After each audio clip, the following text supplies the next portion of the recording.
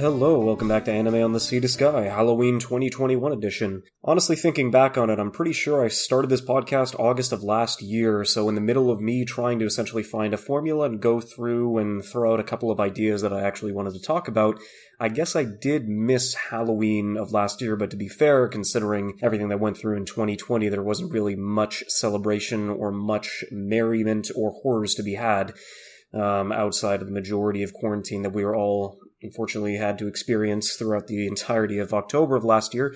But to be fair, this is honestly going to be the first time in a while that I'm actually going to be able to go out and celebrate a bit of it and at least converse with a few people and have a couple of good scares and candy along with the rest of it. So at least I'll be able to go through, since I had a couple of ideas to go through and try and figure out what essentially I wanted to do for kind of a scary theme for this episode, considering that, well, like I said before, I didn't necessarily have a good theme set up for last year, but now, going through a handful of them, there was definitely a show in particular that I've been wanting to talk about for the last couple of weeks, considering my relationship with it, how it's built over the course of the years, and how it probably has unfortunately ended as of last season's outing. So I guess I'll get to that pretty soon, but first I guess over the past couple of days, there were just a handful of pieces that ended up finally coming out and interested me, considering that one of the major titles on Shonen Jump Plus, which is Spy Family, is actually going to be getting an animated adaptation coming out next year, which,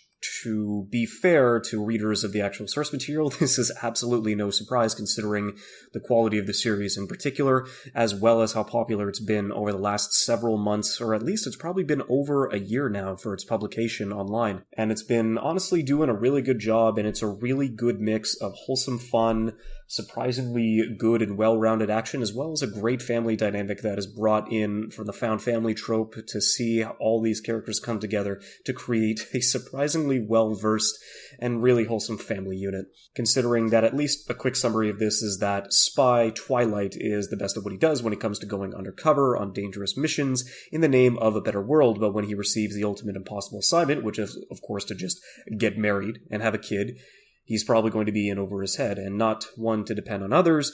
He has his work cut out for him, procuring both a wife and a child for his mission to infiltrate an elite private school when he doesn't even know the wife he's chosen to be is actually an assassin, and the child that he has adopted is a telepath.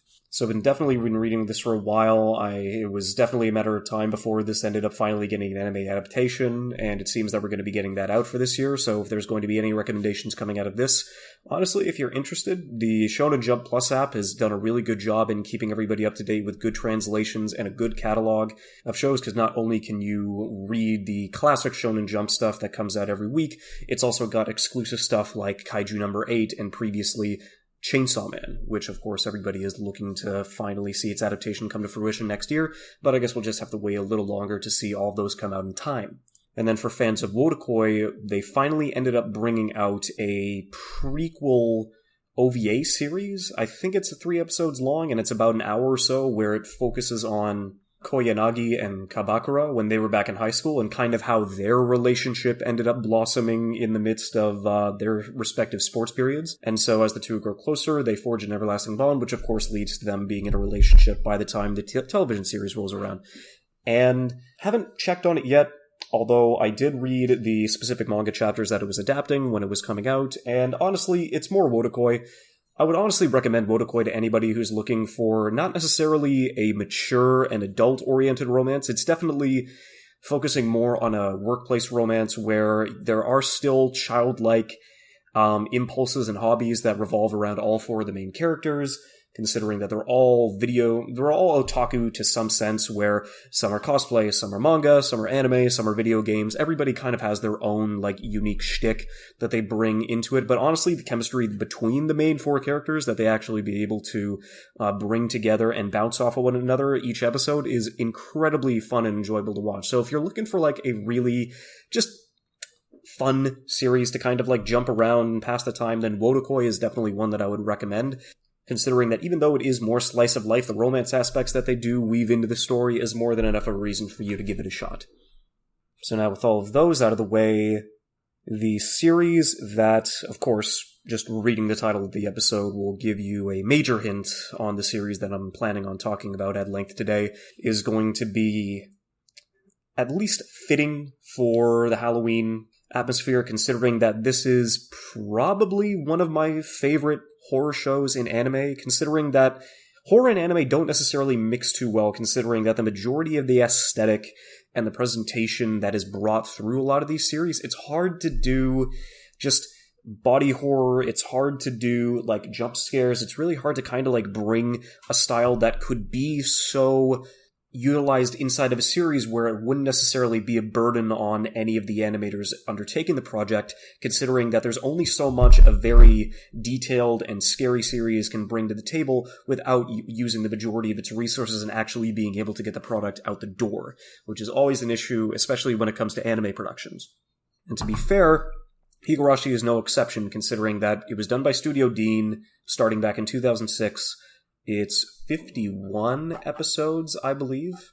And it was one of the major notable series that came out of the 2000s, considering that it was one of the only quote-unquote shows that did horror right.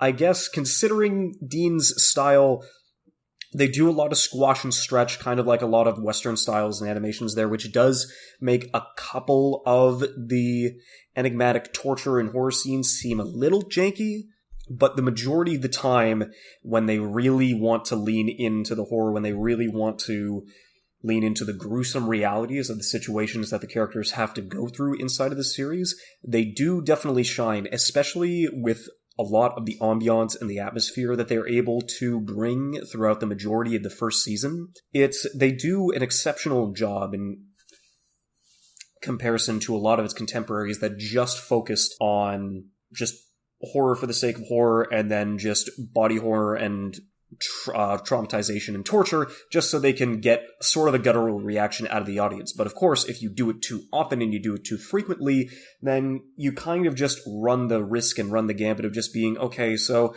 we've already done this torture so many times before, then why exactly are we still expecting to get a reaction out of the audience when they're just so numb to it at this point?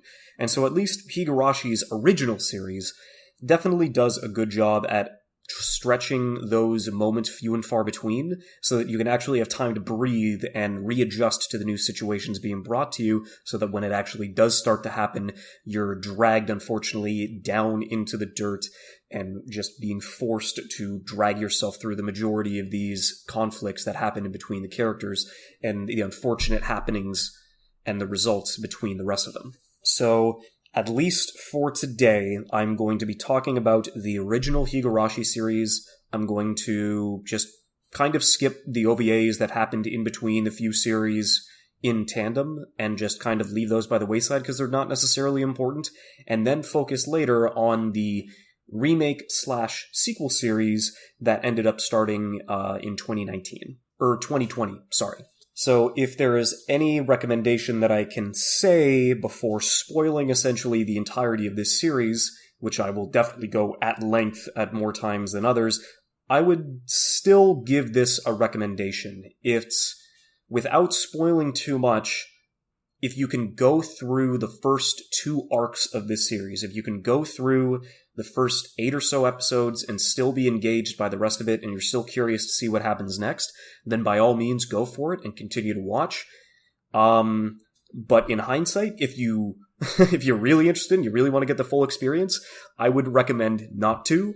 I will go in great detail about both Go and Sotsu at the end of this, which is the 2020 and 2021 adaptation of a different part of the story. I'm not going to recommend that. I am going to recommend the original, the first 49 episodes of Higurashi and Higurashi Kai, but I will get to whatever the hell happened in the previous one. So that bear in mind, there is your warning. Okay, then let's get to it. So, my relationship with Higurashi, I didn't watch it back when it was at its peak or when it was getting recommended to so many other people, regardless because a lot of the faces were being memed for sure, even when I was getting into it, because especially with Dean's squash and stretch, if you freeze frame on a lot of the in-betweens, which are not the keyframes, but it's really easy, especially with any anime today, if you freeze frame on a screenshot, the majority of the time, you are not going to find a very flattering look at how that one specific frame was being drawn. And so, even before I ended up watching this, I'd definitely seen a lot of clips and a lot of screenshots being thrown around where it's this is the scariest anime of 2000s, and it's okay, just calm the fuck down. Although I do remember not only seeing that, but also for some reason, it's so in terms of the top 10 or top 5 gruesome death compilations on YouTube, it's Higurashi was on there quite a bit. So I definitely knew what I was getting into, leading into the series, but I didn't end up jumping into it until I think 2013 is when I finally started to give it a watch. And it was it was a little off. It was definitely dragged out, especially for the first couple of times, because you go through the first season and a handful of episodes into the second season, and it's just resets. So in this case, it's time loops is the mechanic that they use for the majority of this series. And you don't really know who or why this is revolving around, but you essentially believe that, okay, Keiichi is he's the odd one out. He's the one heading into Hinamizawa, which is the small rural town inside of Japan, and he's being transferred there, considering that his parents were able to get a decent job around the area, and they ended up getting a cheap place. And so Keiichi ends up being transferred, but he ends up meeting a handful of people inside of his classroom for the school that they're going through, which is also kind of interesting considering that how small this town really is. They basically have one major school, and that school covers anywhere from kindergarten students to kids that are in high school. And I believe that Keiichi is either late middle school or early high school, one of the two. But regardless, we end up seeing him go through having these horrible flashbacks, the fact that he's evidently at some point he is going to kill 2 people who we point out at the partway through the first episode, where it's just, okay, this is kind of concerning. But not only that, is that he's getting introduced to a handful of the girls that we're going to be following, which is also kind of odd considering that he's the only main guy and every other person in his group is a girl to a varying degree with a varying relationship. So in this case, we have the common girl, Reina, who's really into cute things, and she, loves all of her students equally, and everybody's going around except for some reason, especially pointed out in the first arc in particular. She is very paranoid, and she is very disturbing, and to the point you are incredibly anxious around her, considering that she's always trying to follow Keiichi for some reason or another. And as the episodes go on in the first arc, you end up seeing more and more reasons why she would be more concerned about Keiichi being, moved around by the police and trying to figure out the specific string of murders that have been happening every year at this town towards the festival. And she ends up really getting on his case about it, and she is an incredibly dangerous force, and not only dangerous, but scary in the meantime, throughout the majority of this first arc. And for the other characters that we end up meeting, we get the younger green-haired twin Mion and her older twin Shion, as well as Sadako, who's this young, blonde-haired elementary school kid who's a master trap and trickster, where she really gets off and, has a lot of fun, tricking and teasing the majority of the people inside of her class. And then the very ambiguous, weird, and off-putting, just long, blue-haired girl, Reina, who is about Sadako's age, but knows more than she leads on, and so she feels like it's something going on inside of this town, and she has some knowledge of it to a degree. But at least throughout the majority of the first arc, in the first 4 episodes, there's a lot of cases where Keiichi is being antagonized by the majority of the people around him. He gets more paranoid, more so to the point that he ends up killing both Reina and Mion by the end of the episode, and out of nowhere, he essentially goes through, kills both of them, claws at his neck, finds a syringe, and tries to give it to Oishi, who is one of the detectives on the case of the murders revolving around Hinamizawa, as well as the Cotton Drifting Festival that happens every year, considering that every year there is always one person, at least, that dies during this festival. And so you don't know if they're being spirited away, you don't know if it's just a murder being covered up, or if you don't know if there's something related to the town itself, considering that they are not extremely kind to outsiders who end up coming into their village, as pointed out through multiple times. But we end up getting all of these setups, the dynamic between Keiichi and the rest of the village, essentially the intro to the majority of the characters that we're going to be seeing out throughout the rest of the series. There's always a murder mystery. Everybody inside of Hinamizawa essentially is in on it to a degree, and you don't necessarily know what's going to happen next, but everybody is either a threat or, in this case, being threatened by something. And then, of course, at the end of episode 4, our supposed main character, Keiichi, just dies. He scratches his throat to bits and dies of blood loss and is just sitting in the middle of a telephone booth just by the side of the road, and the police go and sweep up everything inside of his room and cover up all the murders and all the naysay that happens inside of this. And then we get to episode 5, and everything else has been reset.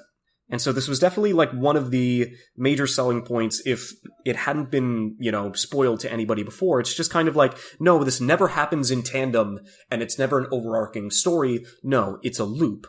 But in the first season in particular, you get a different perspective with a different character and a different choice that revolves around a different loop, giving you different pieces of information throughout the town of Hinamizawa in terms of the traditional head families, the relationship between Oishi and the detectives, and the one person that ended up trying to figure out what the cause of the murders were, who ends up getting murdered in their stead, which is why the detective and the police always have a shoddy and a really bad relationship with the Monozaki family, who is the family that Mion and Shion are a part of. The curse of Oyashiro-sama, who is the one that apparently orchestrates all of the deaths that happen around this town and around the people that end up going through it. And so it's really cool that you get all these bits and pieces of the mystery and why it's all like causing to a head. But then every single reset, you get a different timeline with a different perspective and a different character of the group that Keiichi befriended in the first loop that everybody else has to survive around. Where in the first arc, we ended up getting Keiichi and his standing and basically why he came to Hinamizawa. In the second arc, you end up getting Neon and how she is essentially going to be the next head of the family and how that kind of relates around it and how she has to keep everything under control even at such a young age and how that kind of trauma and tragedy and just chaos as well as the stress that puts on her causes her to do the things that she does. And then leading into still possibly the worst just like my least favorite arc of every piece of Higurashi content from here on up to the remake and remaster is just, the arc revolving around Sadako, considering that she's, like, it's a important arc for different reasons and for different people, considering that it's definitely relating around Sadako's family situation and how she only had her brother to rely on because her parents died young, and then her aunt and her uncle ended up taking care of them, but they treated them like shit and only used them for, like, subsidies of money, and that caused the stress to be overwhelming to Sadako's older brother, who is it, right, Satoshi, and how he ends up just leaving after possibly being the murder suspect in his aunt's quote-unquote suicide, but it's definitely, like, alluded to that he was the one that ended up killing her in the first place after all of the abuse. Considering that it's a lot of politics and it's a lot of just dilly-dallying, and they... Actually, no, sorry. In the first arc, it's just been so many, like, times, as you will know, there have been so many loops and so many times where we've had to go over the story, where at least the first time it comes to Sadako, Keiichi is the one that ends up just straight up killing his uncle and her uncle. And so he's the one that has to help get rid of the body. But unfortunately, throughout the rest of that, he's the only one that ends up surviving by the end of this, which is definitely interesting considering that it's just timelines that are broken off, where some people are left alive and some people are left dead, but the ultimate resolution at the end of all these is that this is a horrible end. This is a tragedy that still, in the first season, feels like there's nothing you could have done about it. There is no possible way for anybody to have intervened or changed the course of this kind of destiny or this kind of timeline, and it does get repetitive and ultimately samey, where it's like, okay, so this is torture porn. We're essentially just going through, loop by loop, these people are going to die, then these people are going to die, then these people are going to die again and again and again and again and again, and there's nothing that we can do to stop it, which is a turnoff to most, and it's understandable, but it does get you into that same sort of feeling where we ultimately, after losing the arc with Keiichi, we then lose the arc with Mion, we then lose the arc with Sadako, we then lose the arc with Shion, and then we finally lose the arc with Reina. And so, no matter what Keiichi and the rest of the friend group decides to do, they almost all or only one survive in the end, while the rest essentially have to deal with the consequences of everybody's actions and the paranoia and the distrust and the lack of communication between the rest of them, as well as the added variant of what people call the curse of Hinamizawa, or no, Oyashiro's curse, which is always this variable that sends somebody inside the group to madness and ultimately leads to the destruction of the unity between the group, and nearly everybody dies at the end of it. And so we finally end up at the end of the first season getting Reina's arc and showing kind of, alright, this was her problem. Her parents were divorced after the issue that she had with one of her previous schools where she went on a rampage. Her dad was the only one that ended up coming through and helping her, but even then, the money that he's spending between the rest of them goes to a cabaret club, to another woman that he's essentially being caught between, I think it's a gopher game or something, where essentially either prostitutes, call girls, escorts, or in Japan's case, just extra people that you need to talk to that sell their time, just continuously use you as a sink for money and just completely drag you into it, so much to the point where the relationship between Reina's dad and this woman gets to the point where she is with his child and Rika just ignores all of that and ends up killing her. And so she officially hits rock bottom. She ends up almost killing everybody inside of the school that she attends, but at least at that point in time, Keiichi is able to stop her. So the first quote-unquote good-ish end that we end up getting still results in the death of somebody by Reina's hands, but then we still are able to get everybody inside of our main group of people alive and well, and they reconcile, and it's nice. It's just that Takano and Tomitake, who are two reporters, and at the beginning, they're essential reporters trying to figure out what the curse of Hinamizawa represents and why it happens every year, they still end up dying in the end. And so Reina just ominously says that she will play with this result during her endless June. And so in that case, we finally end up getting like a new perspective and a new person that is going through and looking about this series. And so now we finally get to pick out Rika, who the majority of the time is a part of almost every gruesome end, tragically for her, considering that she's the one that's taking the majority of the punishment. We finally start getting her perspective. And so we start following her, and now knowing that there are many points where she is the one that is able to figure out minute changes between the different loops that end up happening, and going through and trying to figure out and trying to tell people, okay, this is what's going to happen. I'm going to die at this point, but you need to save this person. And so it already seems like she's resigned to the fact that there's nothing I can do. These loops will continue forever, and I'm going to die at some point, but at least I'm hoping that you can be happy in the end, because there is no possibility that I ever will be.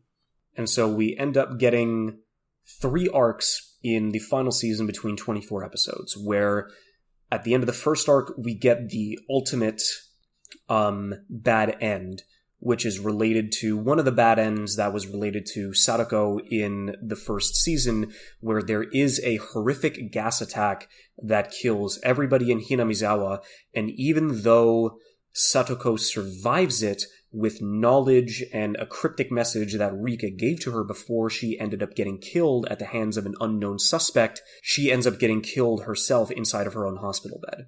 And so the first time we see Rika's opportunity being taken hold of the reins, she ends up getting an 8-episode arc where she basically starts pushing people in directions that will avoid tragedy, that will avoid the miscommunication, that will avoid people thinking of the worst case scenario, especially with the majority of the times that we've seen these play out. It's like, okay, all I need to do is these 1 or 2 small actions and a majority of the crises are averted.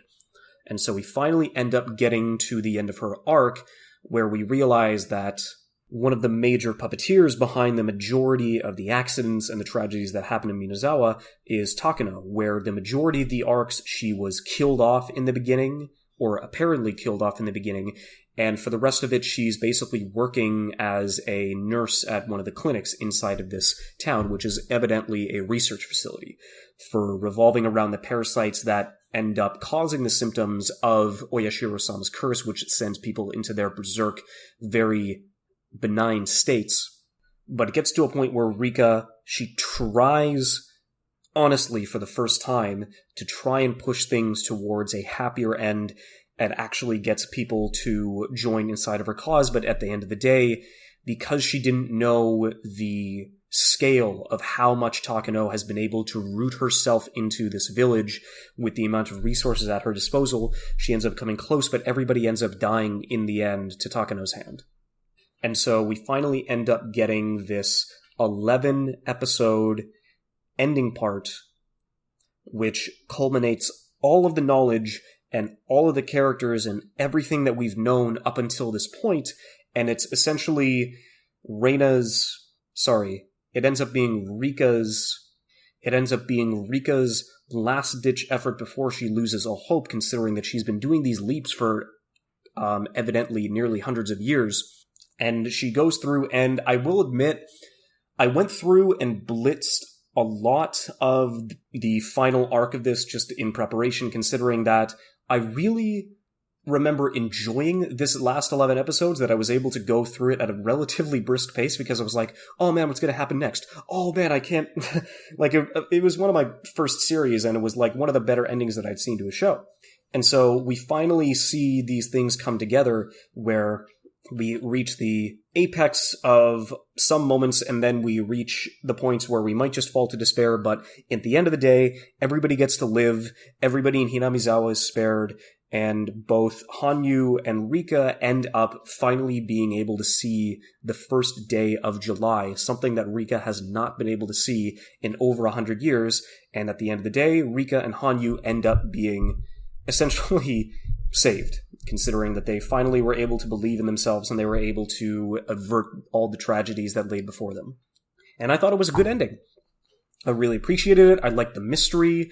Of course, there was the body horror, which definitely took a bit of getting used to, but at the end of the day, I really did enjoy this series. And so, between the rest of it, there were a handful of OVAs, like 10 OVAs. One of the OVA, I think the only OVA I ever ended up watching would have been The Outbreak, which was kind of like just a like zombie sort of deal where the majority of Hinamizawa is like succumbing to the virus, and so the rest of the crew have to make it out of the quarantining area just to end up living. And it's just like a side story at that point. And we would then not hear anything related to the rest of the series until Higurashi Go. So, just for a bit of retrospective, Higurashi, When They Cry, is a visual novel.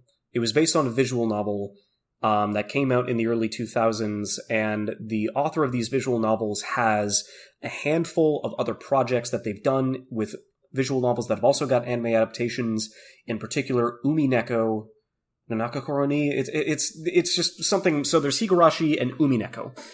And there has always been some correlation, because what Ryukishi is able to do is that he decides to bring in the style as well as the system of witches, which are beings of higher power, And so you believe that Oyashiro, or in this case Hanyu in Higurashi's series, is one of these witches, considering that they are the ones that bestow the power of time loops to the rest of it. And so we don't end up getting another witch injected into the series until the next Higurashi came into play, which was Higurashi Go. But I will admit, I have absolutely no knowledge or just greater understanding of these extra works. It's kind of like a less convoluted version of the Nasuverse, where Nasuverse made the entire Fate franchise. He also made the Tsukiyomi visual novel series, and he basically just has all these overarching stories and different ones that all take place in the same universe, but also are different universes related to different characters, but all these characters have the same class. And there's still a handful of classes except when there are special classes, and there are prelogues and prologues and this entire bit. And it definitely seems like Higurashi and Umineko are just smaller pieces of that greater narrative, but I have no interest in essentially jumping into the rest of it. The only piece is that there are witches that share names and share relationships between these works, and that's basically all you need to know for the rest of it. It's not necessarily going to matter, though, because if I haven't noted, which I definitely have before in previous episodes, it's tough because I don't know what kind of negative connotation I want to give this. It's like hate is probably the most basic term I can give to Higurashi Go and Higurashi Sotsu. It's where it's like, I don't loathe it, I don't despise it, it's just one of my least favorite series that I ended up having to watch all the way through, which in this case was 39 episodes of. So let's just be that. Higurashi's total experience, if you want to just go by the main storyline, is 90 episodes. You only have to watch the first 51, but don't watch these fucking two series. Just please fucking don't. It is not worth anybody's time to go through just any of what they decided to do for this. So the reason why I ended up bringing Umineko and the greater quote-unquote expanded universe stuff was that when I was more than halfway through, about 24 episodes in, and the whole basis around this new, what we thought was a remake, but in this case is actually a sequel, but it's not, considering that we don't end up getting the ending of the original series, where Hanyu, who is an apparition of one of the witches, who was given corporeal form inside of, well, not corporeal, physical form inside of the last arc of Higurashi, she gets to live with Sadako and Rika at the end of the day, and they all get to live happier, considering that all the organizations are gone, nobody else is going to have to die suddenly, and nothing's out of their control. And so now, Hanyu doesn't have a physical form inside of this world. In fact, Sadako becomes a witch. And Sadako is the main antagonist for the rest of this series, but you don't know that. You don't know that until episode 17. So it was just mind-boggling to me, because it was just kind of like, okay, after this reveal that Sadako has the same power as Rika, she's able to manipulate the time loops and go back to a specific point with a greater degree of control, because the witch that she ends up coming into contact with ends up giving her a greater power, it seems. But at the end of the day, I was like, okay, so you're telling me that the whole genesis behind this was to just do a retelling. Because let me just be clear. They go through the same arcs as the original series, which is why we were thinking, oh, so this is a remake, sequel? We don't really know, because they retold the first arc of the original series, where we also get half of that arc leading into the second season. So technically, this is the third time somebody who has watched Higurashi would have been able to go through. And so one of the reasons why we were like, okay, well then, maybe this is a thing for new people to get into the series. And so it's a remake so that they'll be able to go through and tell people to go back and rewatch the series, considering that there are many pieces of information, in particular, Sadako's brother, Satoshi, who's just asleep in his bed, in his comatose state, considering that that's how he was left for the majority of this series. And it's like, they're saying, well, this is L7 and R7, and here's the syringe, and here's this boy that we're essentially testing stuff on. But it never tells you that. And all of this, like, comes up in the first 10 episodes of of this quote-unquote new season. And so we were like trying to figure out, okay, so is it a remake? Well, it's not a remake because now they're basically going through and releasing the information about the syringe and the parasites and the essential disease way too quickly for anybody to have any idea what's going on if this is their first time watching it. But then if it's a retelling or a different sequel to people who have seen the original Higurashi, then why are we getting this arc for the third time in a row? Like, there are so few differences in the first 16 episodes of this series that, like, it's so, like, it's aggravating, considering that if it's a remake, tell if it's a remake. If it's a sequel, tell if it's a sequel. And I know that they wanted to be pedantic about it, because they succeeded, in the sense that, oh, well, if we keep it ambiguous, then that means we'll get the people who are coming into this for the first time, and we'll also get the people who ended up watching the series way back when. And it's like, okay, congratulations. Go fuck yourself, though, considering that everything revolving around this is alienating everybody that you're trying to get into this series. So it's like, okay, we're going to be getting new people into the series. Okay, who's that boy? Who's that? What's that drug? What are the relationships between these characters that apparently we need to know about? And why are we jumping into the, politics thing? Oh my god. Like, the whole child services thing, which is where I started to get angry, because it's just, at least for the first arc, which almost completely retells the first arc of the original anime, like, beat by beat, at least for the first 2 arcs, actually. So that would have been, like, the first 8 episodes of this new quote-unquote series follows the first 2 arcs almost beat for beat. And it's like, okay, great, you gave it a fresh coat of paint. Unfortunately, this doesn't look too good anyways. Studio Passion doesn't really do a good job, like, selling atmosphere or doing a really good job, like, actually bringing, like, scary pieces into this. It's just, the only thing that they did, like, that surpassed the original is that they added more blood into the series. Like, holy shit, it's like all of the bodies inside of this, like, new quote-unquote remake/sequel, it's like every single vein is a jugular around the body, where it's like, you get stabbed in the gut, you get a fountain. Stabbed in the neck, you get a fountain. Stabbed in the arm, you get a fountain. Stabbed in the leg, it's like, oh, it'll be like a consistent stream for a good couple of seconds. It's like, what the fuck is going on? And so you're just alienating both sides, because once, like, I really started to get concerned, like, leading into, which would have been, like, episode 9, because it's just, okay, now we're going to get the bad uncle arc, and we're going to save Sadako again. And honestly, it was one of my favorite, parts of the arc in the second season of the original show, considering that it was a really strong emotional moment where Sadako, with her abusive, destructive, and piece of shit uncle, literally overhearing her every word and every decision, is just standing over her and looming over her presence, considering that she is all alone.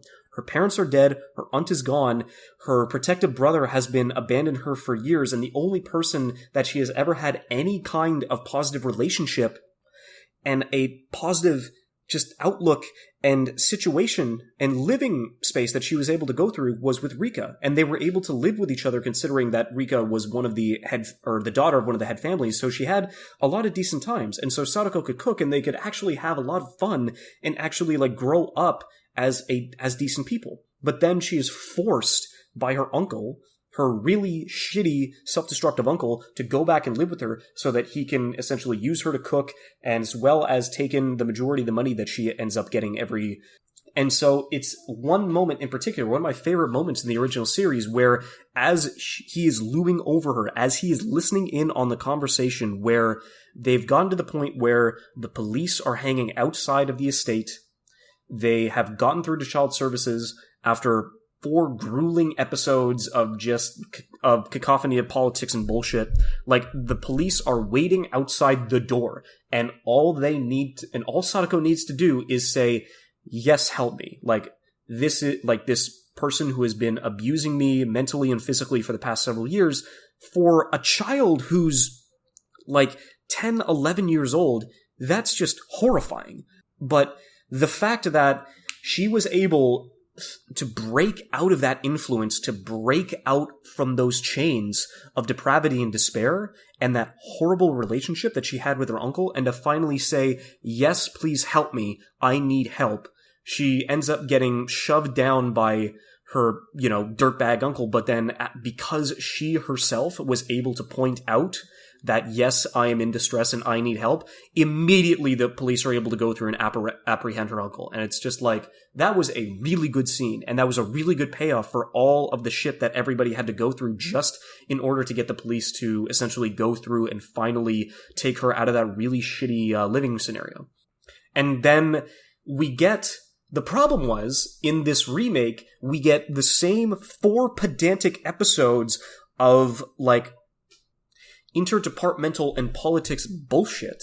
And then at the very end, instead of getting that payoff again, like with a quote-unquote fresh coat of paint, which wouldn't necessarily matter in the first place, at the end of the episode, instead of getting that really prolific moment where Sadako actually ends up asking for help, it's just like, okay, good job, Keiichi, you did your job, we'll take care of the rest. And then cut to a handful of minutes later, where Sadako calls him up on the phone and just says, oh yeah, no, everything was fine. I said I needed help, and the police came in and got my uncle, and everything was fine. It's like, that's not how it's supposed to go. That's not cathartic at all. That's not any sort of decent payoff for the monotony and the bullshit that you just dragged people 4 episodes through. And then at the end of the day, it's just kind of like, okay, well, this is the setup, so it's like everybody dies. It's like, oh great, so I'm glad that we went through all that pedantic bullshit just to say, oh yeah, it's all despair and like tragedy. In the end, it's like, oh, okay, that would have been fine if we didn't end up going through a season and a half of that for the people that had already gone through that stuff. And I could only imagine anybody jumping into this series would have been like, okay, like, why was this so well received? Why did people like notice and want to watch this again? Considering that they just went through that arc for the first time, which was annoying. And then for us, it was like, oh shit, no, this is the 3rd time we've had to go through this. Sorry, at least the 2nd time that we've had to go through the child services bit. And so we finally go through the rest of that, and we end up getting weird bits and pieces of just Stockholm Syndrome, because after everything that Rika went through in the first series, which apparently you don't know, like, this must have been a different... No, never mind. It wasn't a different timeline. This is just an entirely different story, considering that the ends of the rest of it just don't justify it because the second witch exists and throws a wrench into literally every other timeline. So it's like, it's its own story now at this point. And so I guess Rika still went through all that trial and trauma and hardship, and she still hasn't been paid off for it. And it finally gets to the point where we don't know that Sadako is the second witch yet. But they're dragging Rika through the mud, where it's like, why do you keep having these nightmares? Why do you think it's a bad thing to try to leave Hinamizawa? Hinamizawa's great. I'm here. Your friends are here. The whole village loves you. I understand that we had those problems with the majority of the dam protests, as well as the majority of the village alienating your house, but no, it's all okay. And Sadako is like really, really in a weird way, which started like, it was like rumblings that people like started to figure out. It's like, whoa, she's getting like way too familiar and like way too like preachy about Hinamizawa. And so it gets to the point where Rika decides to stay. It's just that the problem is that through the majority of the time, she ends up getting through like a handful of loops, and she has to make a decision. Okay, I now have this knowledge that she's like, okay, if you're falling to despair, well then this knife or this sword will legitimately kill you. Because there is apparently a sword inside Oyashiro's statue that is a sword that will kill time loopers out of fucking nowhere. And it's like, oh great, so this is gonna be a fucking plot device. And so she ends up getting a shard of this sword that she will be able to use to kill herself at some point. But it's like, okay, so there's a bad loop here and a bad loop there. Here's a loop, there's a loop, there's a bad loop. And it's just kind of like, okay, well, it's really getting bad, to the point where she literally just wakes up at the beginning of one of her time loops, and she's already being disemboweled by Sadako. It's like, what the fuck is going on? In which we finally get to the end of episode 17. Rika's like, okay, this bullshit isn't adding up. I'm going to swap one of the props that Sadako ends up, like, trying to trick me with a teddy bear. And it's like, okay, how did you know that wasn't a teddy bear? It was supposed to be a boxing glove. And it's like, okay, so why did you know that? And it's like, she ends up getting, like, the Watanagashi, like, red, horrifying eyes, and then she pulls a gun out of her pocket. And it's like, okay, so Sadako, for some reason, is the reason why all this bullshit has been going on. Great, because this is something entirely new. This is an entirely different story. Considering that Hanyu does not have a physical form in this series, and that it's just an entirely different route where, okay, we're giving in despair. If you really don't want to deal with this, I will give you a sword that finally ends the life of a time looper instead of having you come back and resetting everything along your life. And so the reason, I'm gonna probably be paraphrasing here, but the major reason why Satoko didn't want Rika to leave the village was because in one of these routes, in this case, Rika wants to go to this, like, high-end high school. She wants to attend this high-end academy, like, on the outskirts of Tokyo. And basically, she and Sadako study really hard to get in, but Sadako, I hate studying.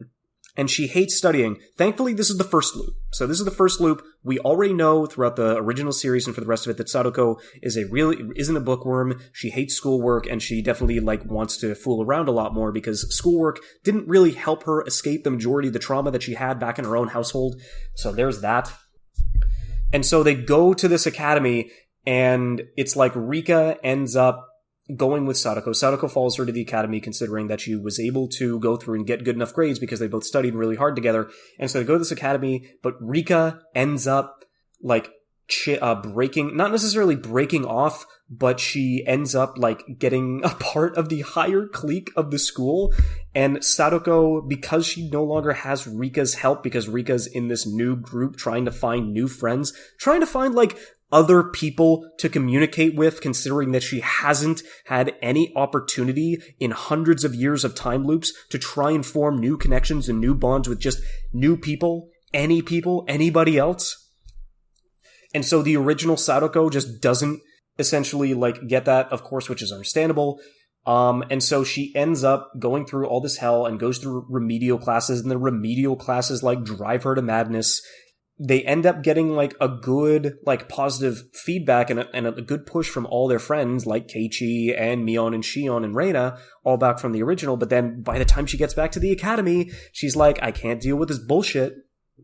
Considering that at the end of the day, once she ends up talking with the rest of them and they have their good, like, fun day and their first time back to Hinamizawa in several months, she ends up meeting a different witch, which is named Yua, or... yeah, Yua, I think, is the one that she names her, and that she's a priestess, but she's got to be a witch as well, considering that she has a very similar getup and similar horns to Hanyu. And so it's like, okay, so there's another witch in this point. Okay. And so Yua ends up giving her the power to use the time loops, but to a higher degree of control and power that Rika does. And so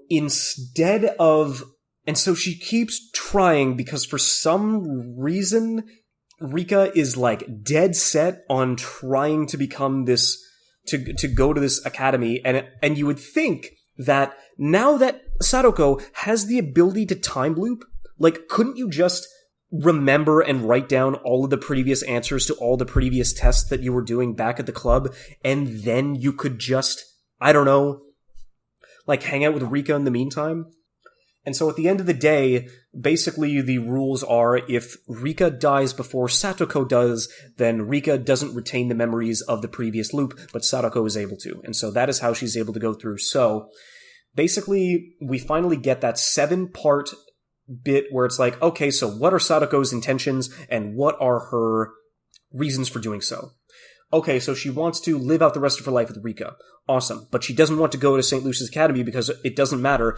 It is predetermined that Rika will always want to go to this academy in every single loop that she goes through. Okay, kind of ridiculous, but okay.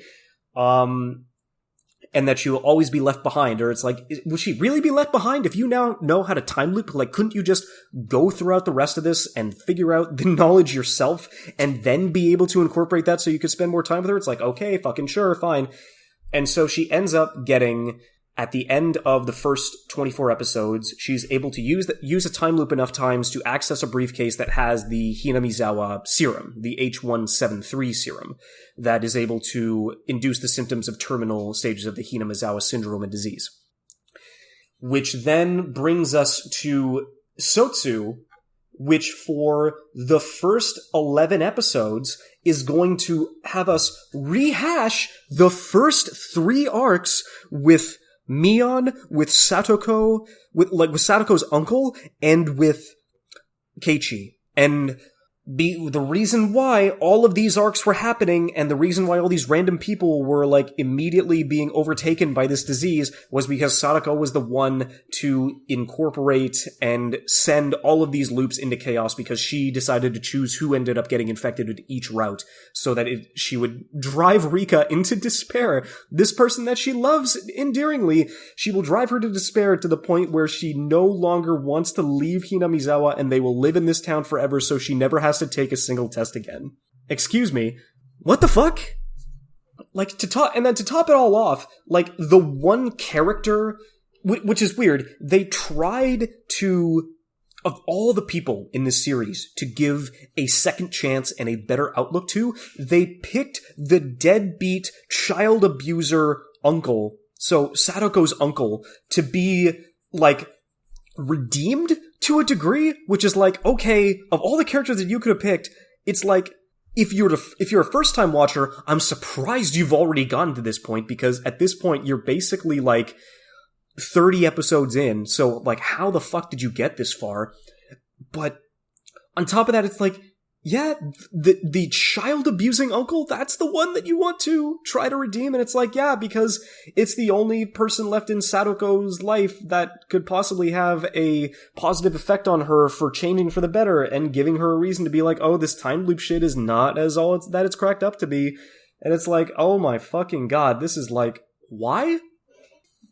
So it's like episode 34 or 35, so the reason why they wanted to do this was because there was fractures in Satoko's psyche, like, trying to form where it's like, no, I don't want to hurt my uncle, he's turning out for the better, and I don't want you to stop, and I just want you to stop hurting people.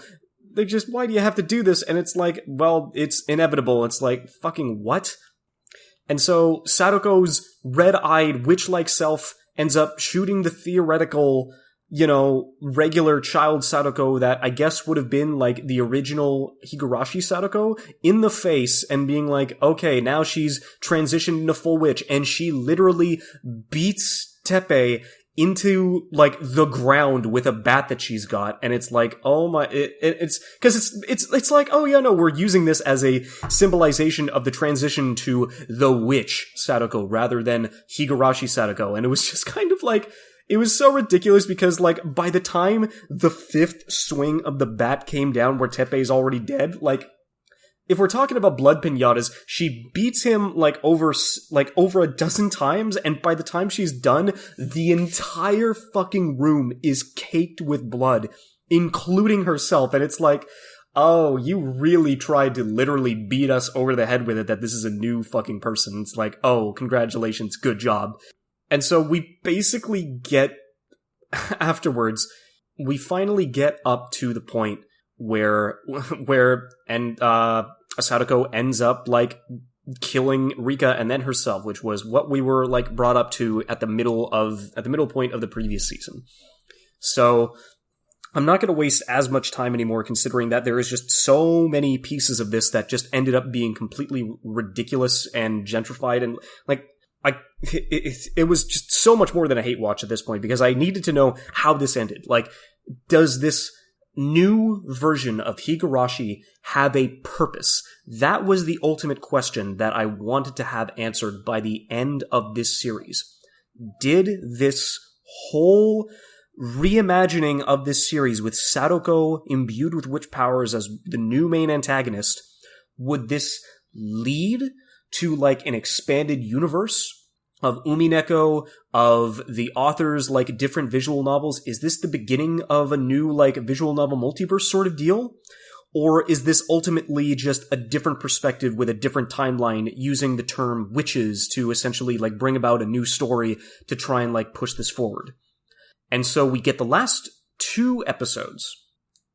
Or in this case, let me just do a quick summary of the last arc, which is the last 4 episodes, I guess, considering that we basically get Hanyu being tied up to this cross and being forced to watch Rika go through, like, agonizing loop after agonizing loop, where it's just kind of like, okay, it's like 5 to 6 minutes of new footage overlapped to the other 15 minutes, which is just retellings of, like, the horrible tragedies that happened in between the rest of this. And so we get to the point where, near the end of the previous series, that Rika finally heeds the shitty advice of Sadako that she is going to stay inside of Hinamizawa and nothing bad's going to happen. And nothing bad does happen. A couple of weeks pass. This is actually seeming like it's a relatively decent route where nobody dies and everybody turns out happy. Until we get to the point where Rika has been trying to piece together why all these things keep happening and why the majority of this ends up always resulting in her death. And so she suspects Sadako, so she tries to, in a very simple way, figure out if she knows what the cases of the box are, because the box is always a boxing glove as the surprise present inside, but in this case she puts a teddy bear.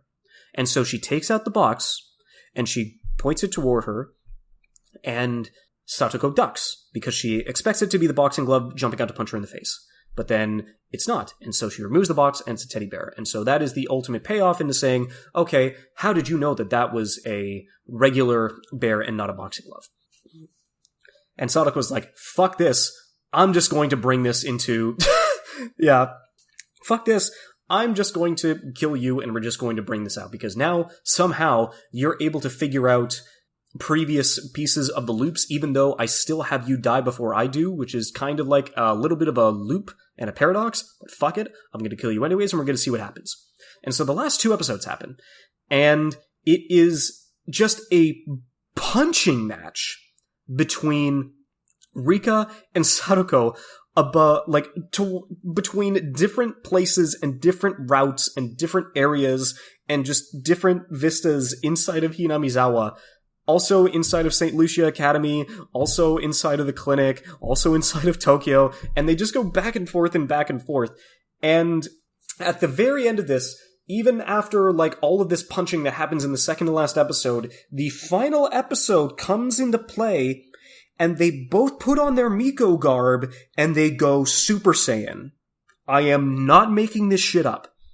They imbue the power of the witches and the corporeal entities at each of their disposal, and they fly around Hinamizawa, punching each other, as well as fighting each other with different fragments of the sword that kills time loopers, and they're having this big, bombastic fucking sword fight in the sky where their hair is being illuminated and just energy is coursing through their veins and being shot out at such ridiculous entities that you can see it to the degree that it is so much like a fucking Super Saiyan fight, it's fucking ridiculous.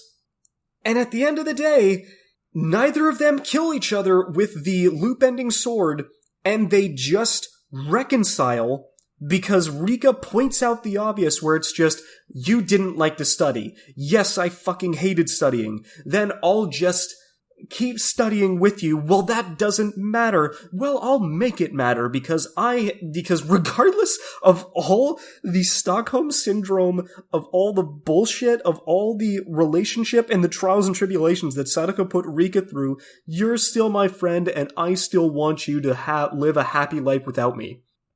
And they make it up. And Sadako goes back to Hinamizawa with the rest of the crew and lives with her newly positively infused and, like, better version of her deadbeat, like, child-abusing uncle, and Rika goes out on her own. And so her witch, and then what is essentially, which was also, oh my god, I guess because I'm reading off the wiki at this point, and even they pointed out where it's like the last moment of this series is that Sadoko's witch persona, that was the one that won the shootout between her and the regular Sadoko, just finds this new life boring and returns complete control of her body to her old psyche. And Hanyu ends up watching joyfully from the one of the shrines. I'm losing my fucking mind. And everybody is quote unquote happy.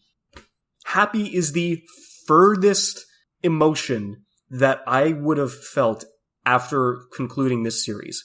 Because after 39 episodes, after literally a year of watching this shit week by week, we are left with something that is ultimately just an unconsequential sequel or retelling, and something that helps neither the people who are getting into it for the first time, and it helps neither the people that end up coming back to this because they enjoyed the original series.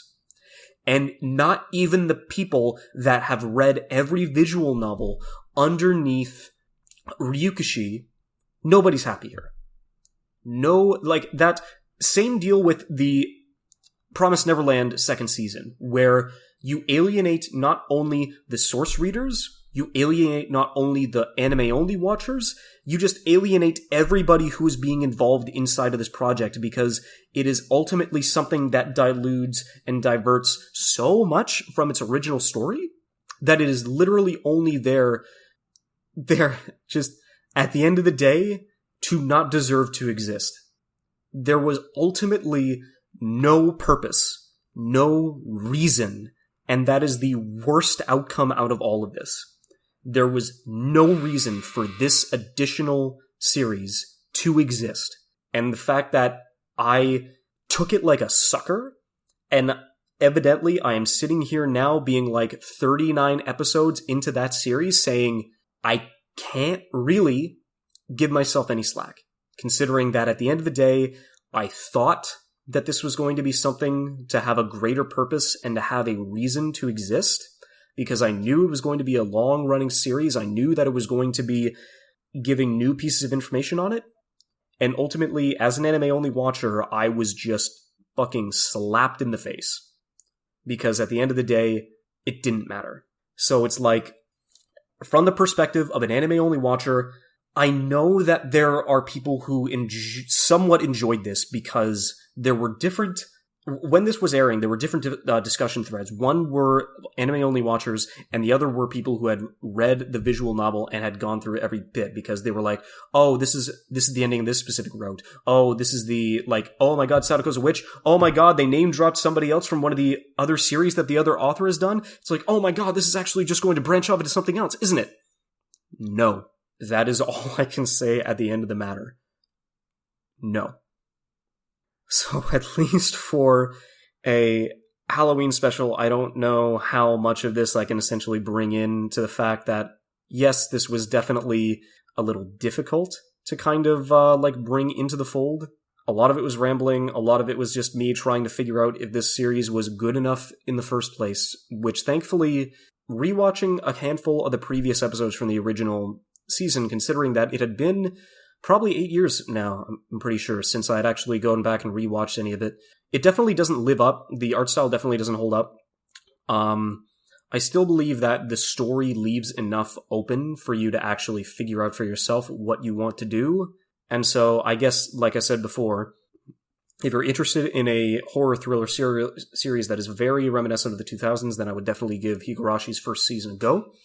But, holy shit, it's just not fucking worth it to jump into this second half.